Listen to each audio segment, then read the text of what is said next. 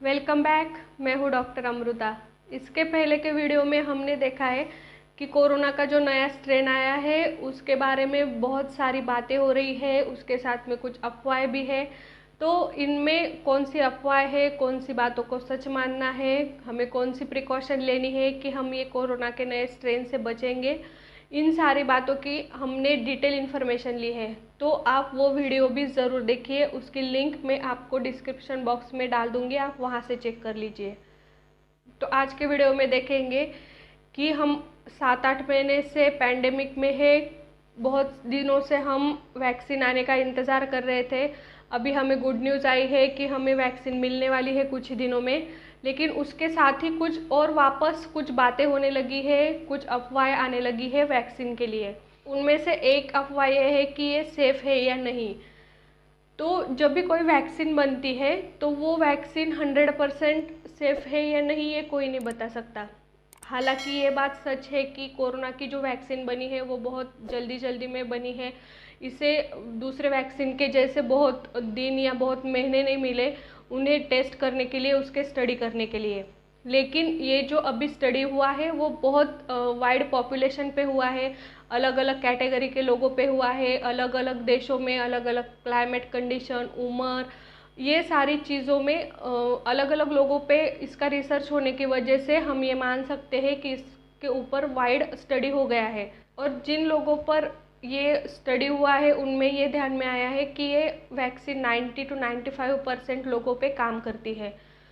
जब भी कोई भी वैक्सीन को परमिशन मिलती है तो ये देखा जाता है कि वो कितनी इफ़िशियंट है और कितनी सेफ़ है। सेफ़ के लिए अगर हम देखें तो ये वैक्सीन बहुत सारे लोगों पे इस्तेमाल हुई है और इनमें 90 से 95% लोगों पर इसका पॉजिटिव इफेक्ट दिखा है, उस लोगों में इसके कोई साइड इफ़ेक्ट नहीं दिखे। और जिन लोगों में इसमें साइड इफ़ेक्ट दिखाई दिए हैं वो लोगों को इनमें मौजूद कुछ केमिकल से एलर्जी हो सकती है। ये जो प्रॉब्लम है ये लोगों में हर तरह के वैक्सीन में होता है। तो ऐसे नहीं है कि ये सिर्फ कोरोना की वैक्सीन में ही लोगों को ये साइड इफ़ेक्ट दिखाई दे रहे हैं। दुनिया में हर किसी को कोई ना कोई चीज़ की एलर्जी होती ही है। तो वैसे ही कई लोगों को वैक्सीन की होती है, कई लोगों को दवाइयों की होती है, कई लोगों को खाने की होती है। खाने की कई चीज़ें, जैसे कई लोगों को दूध की या मूंगफली की, किन लोगों को ग्लूटीन की एलर्जी होती है। वैसे ही वैक्सीन की एलर्जी होना ये भी उसका ही एक पार्ट है। तो ये सब लोगों में वैक्सीन की एलर्जी दिखाई देगी या उनमें ये प्रॉब्लम होगा, ऐसी सोच आप छोड़ दीजिए। और सभी तरह के वैक्सीन में कुछ ना कुछ तो साइड इफ़ेक्ट दिखाई देते हैं। वैसे ही इसमें थोड़े से साइड इफ़ेक्ट है, जैसे कई लोगों में रैश आ रही है, कई लोगों में खुजली दिखना, कई लोगों में लो ग्रेड फीवर जो बिना दवाई के 2-3 दिन में अपने आप चला जाता है। लेकिन ये जो लक्षण है वो दूसरे वैक्सीन्स में भी दिखाई देते हैं।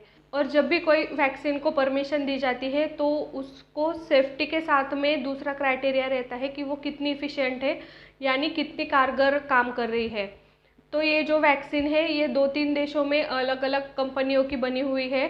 तो अभी तक ये हेड ऑन स्टडी नहीं हुआ है कि कौन सी वैक्सीन अच्छी है, कौन सी ज़्यादा कारगर काम कर रही है। लेकिन भारत में जो वैक्सीन बनी है उसमें ये ऑब्ज़र्व किया गया है कि ये 70 to 75% लोगों में पॉजिटिव इफेक्ट दिखा रही है, लोगों में इम्यूनिटी बना रही है कोरोना के अगेंस्ट। तो ये जो वैक्सीन है उसके हमें 2 शॉट लेने हैं 28 डेज़ के डिस्टेंस से। जब हम ये वैक्सीन लेंगे तो इससे क्या होगा कि उससे हमारे बॉडी में उसकी हर्ड इम्यूनिटी बनेगी। लेकिन हमारे देश में हमारी पॉपुलेशन बहुत ज़्यादा है और वैक्सीन इतनी ज़्यादा मात्रा में अभी तक बनी नहीं है, इसीलिए बहुत जल्दी सारे लोगों को ये वैक्सीन मिल जाएगी और बहुत जल्दी अवेलेबल होगी। ये थोड़ी सी हमारे यहाँ पे प्रॉब्लमेटिक सिचुएशन है। तो इसके लिए हमें तब तक सारे लोगों को, जब तक ये वैक्सीन नहीं मिल जाती तब तक हमें सोशल डिस्टेंसिंग, मास्क, सैनिटाइजेशन, ये सारी चीज़ों का ध्यान रखना पड़ेगा। तो हमारे यहाँ पे बाय द टाइम जब ज़्यादा से ज़्यादा लोगों को वैक्सीन मिल जाएगी, हमारे यहाँ पे 60 to 70% पॉपुलेशन को वैक्सीन मिल जाएगी, तब उनमें हर्ड इम्यूनिटी बनेगी। जब ये हर्ड इम्यूनिटी बनेगी तो क्या होता है कि ये लोग खुद को भी इन्फेक्ट नहीं करते और वो इन्फेक्शन भी दूसरे लोगों तक आगे नहीं बढ़ाते। तो इसका फ़ायदा ये होगा कि जो लोगों को वैक्सीन की वजह से एलर्जी है, जो लोग वैक्सीन नहीं ले सकते या उनमें कुछ दूसरे कारणों की वजह से वो लोगों को वैक्सीन नहीं दी जा सकती, उन लोगों का भी ये हर्ड इम्यूनिटी की वजह से प्रोटेक्शन होगा, क्योंकि लोगों में इम्यूनिटी बनने की वजह से वो कोरोना की स्प्रेड की चेन है वो ब्रेक होगी और इससे सारे लोगों का प्रोटेक्शन होगा। तो इसीलिए ये ज़रूरी है कि हम लोगों को जब वैक्सीन अवेलेबल होगी, हम लोग वैक्सीन ले सकते हैं, तो हमें बिना डरे ये वैक्सीन लेनी चाहिए। तो हमने एक बार वैक्सीन ले लिया तो ये क्या हमें लाइफ लॉन्ग इम्यूनिटी देगी। कोविड की वैक्सीन जो है वो हमें 2 शॉट में लेनी है 28 डेज़ के डिफरेंस से। तब ये स्टडी किया गया है कि ये वैक्सीन हमें 9 से 12 महीने तक इम्यूनिटी देगी। हालांकि ऐसी कोई वैक्सीन नहीं होती है कि जो गारंटी ले 100% कि हमें इससे लाइफ लॉन्ग इम्यूनिटी मिलेगी। वैसे ही कोविड की जो इम्यूनिटी है वो 9 से 12 महीने तक रहेगी। लेकिन इससे हम जब सभी लोगों को एक ही वक्त इम्यूनिटी आ जाएगी इसकी वजह से, तो हम ये चेन ब्रेक करने में कामयाब हो गए और इससे हम पैंडेमिक की सिचुएशन से बाहर आ सकते हैं। तो जिन लोगों में ऑलरेडी कोरोना का इन्फेक्शन हो गया है तो क्या उन लोगों में भी वैक्सीन लेनी है?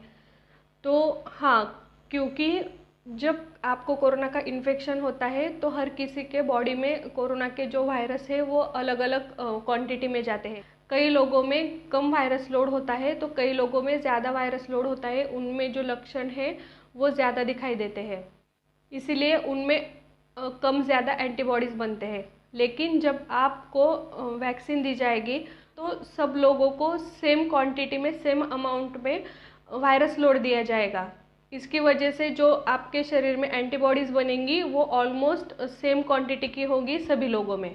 तो जिन लोगों को इसके पहले इन्फेक्शन हो गया है तो उनको अपनी एंटीबॉडीज़ टेस्ट करानी पड़ेगी। अगर आपको पहले हुआ इन्फेक्शन थोड़ा माइल्ड है या आपकी इम्यूनिटी अब कम हो गई है तो उनमें एंटीबॉडीज़ कम दिखाई देंगी, यानी अब उनकी वायरस के अगेंस्ट लड़ने की क्षमता कम हो गई है, तो उन लोगों को ये वैक्सीन वापस लेने की ज़रूरत पड़ने वाली है। तो आशा करते हैं आपके वैक्सीन के रिलेटेड सारे डाउट क्लियर हो गए हैं और इसकी वजह से वैक्सीन के लिए कोई अफवाह और नहीं फैलेंगी। और अगर आपको लगता है कि ऐसे गलत इन्फॉर्मेशन और अफवाहें लोगों तक ना पहुँचे तो ये क्लियर करने के लिए आप मेरे इस वीडियो में अगर आपके डाउट क्लियर किए हैं तो ये वीडियो आप ज़्यादा से ज़्यादा शेयर कीजिए। अगर आपको कोई डाउट है तो आप मुझे कमेंट करके पूछ सकते हैं। तो मिलते हैं अगले वीडियो में।